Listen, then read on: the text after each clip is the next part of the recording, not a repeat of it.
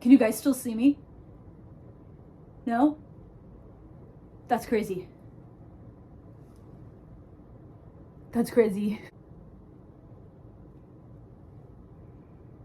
There we go. Hello friends, my name is Miranda. Welcome to my universe. I am finally starting The Return of the King by Tolkien. I know it's been a really long time. I'm so sorry. It's been over a month since I finished The Two Towers, and now I'm just starting Return of the King. I'm such a fake fan. If you haven't been around for my first two vlogs when I read through The Fellowship and The Two Towers, then you could go ahead and watch those or not. I honestly really don't care. You're here either way. So I'm very excited to see the grand finale of this entire series. I have been loving it so far. I do think that this is most likely going to be my favorite series ever, unless this last book is really butchered, but I highly doubt that. I also have been keeping up with the movies. I didn't talk about those in my last two vlogs because I've been watching the movies as I'm reading them. I don't watch the movies before reading them. So I watched the first two movies and they are freaking fantastic. Love the acting, love the scenery. The creatures, like the orcs and the goblins, are so disgusting, and it is amazing. It is amazing. They did a really great job with the casting, with making the world so immersible. I feel like it just heightened my experience. I will say I think the books are better, as they usually are, but I loved the movies. I really did. But that's enough of this chit chat. Let's get on to reading, shall we? All right, fam, I just finished chapter 2 of Lord of the Rings. I'm now on chapter 3, The Muster of Rohan. There's a lot to unpack here. First of all, can we talk about Merry? Can we talk about Merry? Him and Pippin are separated at this point in the story, and he just talks all about how he misses Pippin and how he feels so alone. And I feel like there's a lot of character development going on when it comes to Merry, and that makes me extremely scared because usually when that happens, the character dies later on. But I'm growing so attached to Merry, and I used to really love Pippin, especially in the movies. I really like Pippin a lot, but now after reading these first two chapters, I have just grown so fond of Merry. I love him. And now it's getting a little creepy because they got, what, zombies? Dead people crawling after them? Legolas sees dead people. The dead are following, said Legolas. I see shapes of men and of horses and pale banners like shreds of cloud and spears like winter thickets on a misty night. The dead are following. Dun dun dun! The anticipation that this chapter ended with is crazy. Crazy. The next day there came no dawn, and the Grey Company passed on into the darkness of the storm of Mordor and were lost to mortal sight. But the dead followed them. I need to sleep, but I need to know what happens even more. I thought I would have trouble immersing myself back into this story after not having read it for a really long time, but I should have known. This is Tolkien. Flows. I feel right at home in the pages. Don't mind my hair. I don't know what's going on. I just showered.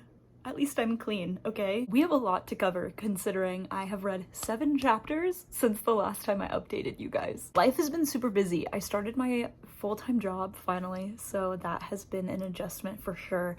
But I have found lots of time to read as of late, and today is my day off, so I am going to try to finish it. I'm almost on to the second part of The Return of the King, book 6. If you didn't know, each of the Lord of the Rings books are split into 2. So technically there are 6 books in Lord of the Rings, but 3 actual books. I don't really know how to explain it, and I might be totally butchering it, but that is the way that I have made sense of it.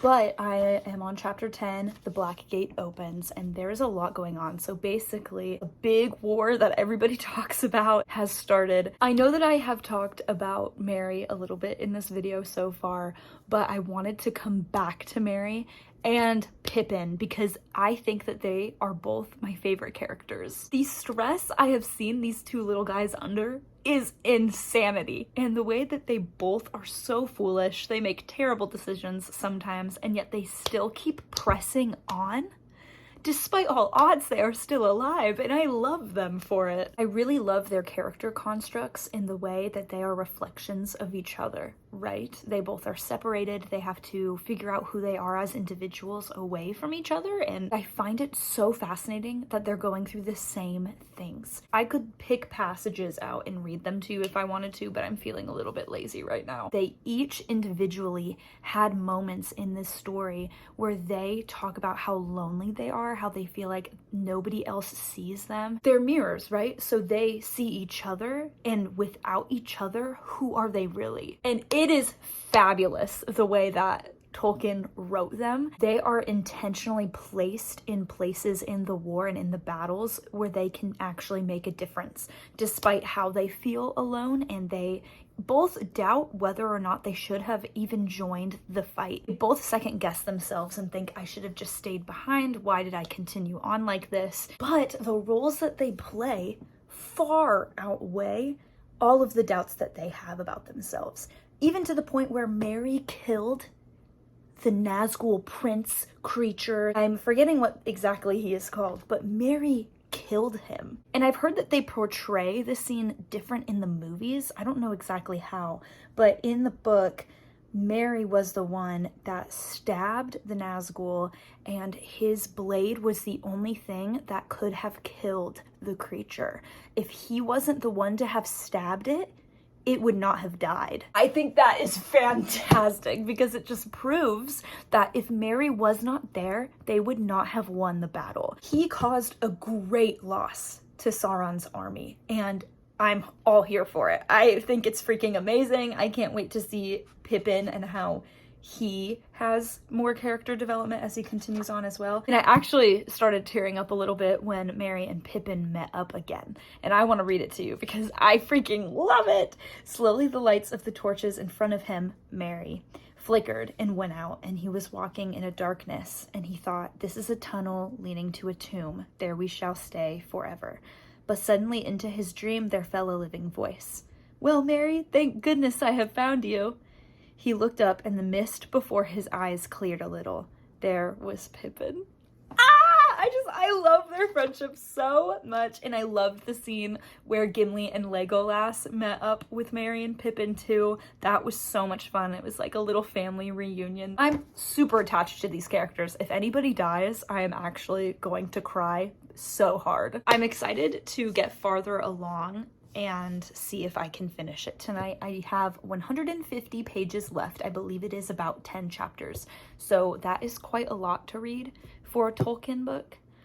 So I might have to tap out and finish it a different day, but I'm going to try to read as much as I can for right now. What the actual frick just happened? They're all like, the eagles are coming, the eagles are coming. And then Pippin, you know, he stabs an orc, and then the orc falls on top of him and like crushes him. And then the last sentence before book 6 is, and his thought fled far away, and his eyes saw no more. What? Also, audacity of Tolkien to just now talk about Sam again. You know when we last heard about Sam? When did we last hear about Sam? This is when we're talking about him, right? Book 6? Last we heard about Sam was the Two Towers. None of this talks about Sam or Frodo. So yeah, I'm a little bit upset, just a little bit upset about what's going on right now. And I cannot believe, if Pippin is actually dead, I'm going to fight somebody. Like, square up right now, you know? Okay. I'm still on chapter 1 of book 6, so I have not read too much, but I am so glad to hear from Sam again. I have missed him so much. I didn't even realize how much I missed him. Basically, to catch y'all up to speed, or to remind you, if you forget where Sam is, he is in Mordor. Frodo was captured, and Sam now has the ring. And so Sam is trying to figure out what he should do and where he should go, because this whole entire time he was relying on Frodo to know what to do. But now that they're separated, Sam is aware that he now is responsible for saving Frodo. He is literally the only one who can save him. But he has no idea where to go. He has no idea where he is. and he quickly realizes that Mordor is inescapable. It was made specifically not to keep enemies out, but to keep enemies in.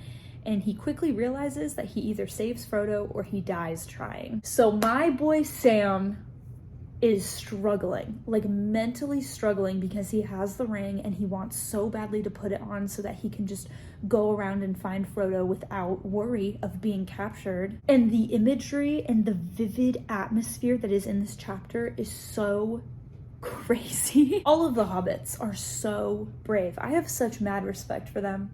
I love the elves, and I know personally I would be an elf, but the hobbits, holy cow. They will go and do anything if it means that they would save their family and their friends. So anyways, I'm gonna finish this chapter, finish a few more chapters, hopefully before I get back to you.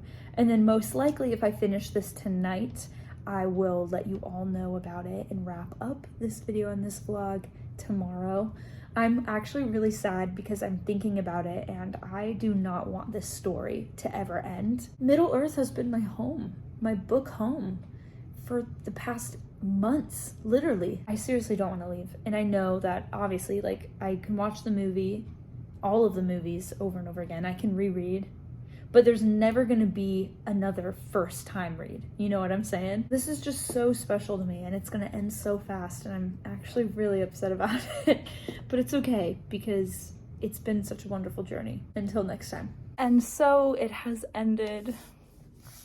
I finished Return of the King last night at 3 a.m. Mind you, I could not stop reading this. I had to get to the end. I honestly don't even know where to begin because this has been such a crazy journey and I don't want it to end. I really don't. I used to think it was weird that people would learn the Elvish language and talk to each other in it, but honestly, I get it now. I seriously have no criticisms at all about the series, about the ending. The ending was a little rough, honestly, to deal with, but that's for different reasons that I'll talk about later. So let's pick up where we left off, shall we? Pippin actually didn't die, which was really great, but I just thought it was funny because that one sentence that Tolkien wrote really made it seem like Pippin passed away, but he actually just passed out. So I mean, hey, that's great for me because he's one of my favorites. I'm in love with Sam and Frodo's friendship. It's a war in my brain a lot of the times while I was reading the series between who was the best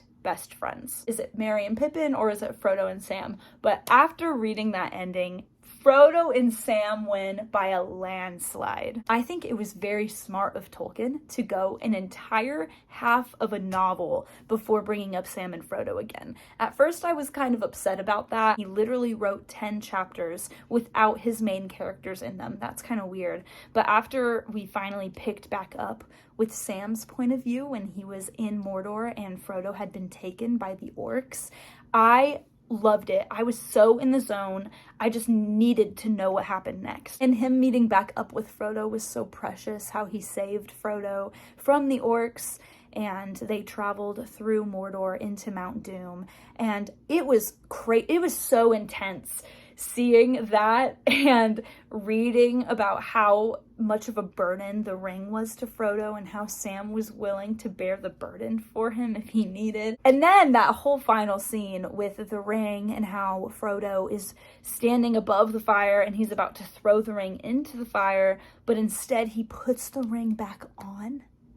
And then Gollum follows them into Mount Doom, and then he fights with Frodo because he wants his precious back. He ends up biting Frodo's finger off, and then he falls into the fire with the ring. I can go on and on about Gollum and his character as well, because the love for this thing, this ring, this evil item that drove him crazy, his all-consuming love for it was what led to his demise. And he not only was destroyed, but the ring itself was destroyed too. Like, throughout the whole thing, he has been struggling this whole time to obtain the ring. Even though it's not good for him. Even though he keeps going back to it, and it just keeps destroying him, and it killed Smeagol. And yet he still wanted the ring so bad, and he ended up dying because of it. Like, all of that symbolism was crazy. And just to think of all the times Sam wanted to kill Gollum, if he would have killed Gollum, the ring would not have been destroyed. Most likely, Sauron would have won, because the second that Frodo put that ring on, Sauron could see him and knew where the ring was, and he sent all of his troops after them. And I just think to myself, if Gollum was not there, the ring would have not been destroyed, and Mordor would have won.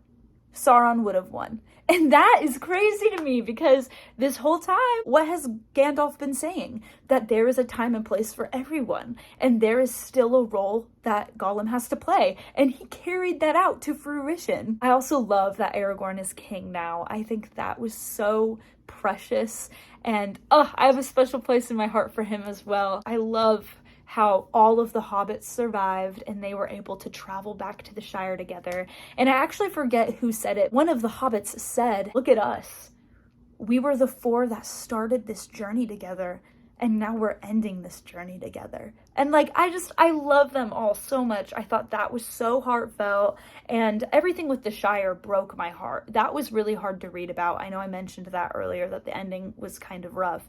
And I think that it was really rough in the way that I physically hurt for the hobbits that were living in the Shire. How the men came in and destroyed some of their hobbit holes, cut down all their trees, and built their own houses. It just broke my heart.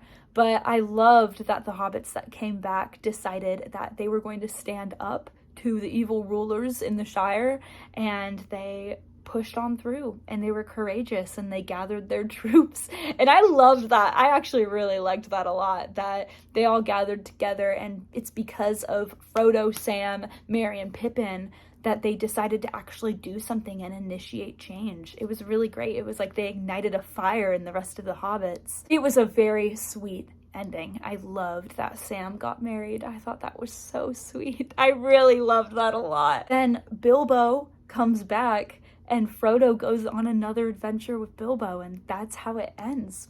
And oh my gosh, guys, I'm obsessed. I could talk on and on about this, but I loved it. Can't wait to watch the Return of the King movie. I hope it is just as good as everybody says it is. Thank you so much for your support and sticking it out with me through this journey. It has really been a fun one. This series honestly changed my life. I finally can say that I've read Lord of the Rings, and that's pretty freaking cool. Thank you so much for watching this and supporting me. If you have read Lord of the Rings, please comment down below. Let's start up a conversation. I would love to get to know how you feel about this series. I love you so, so much.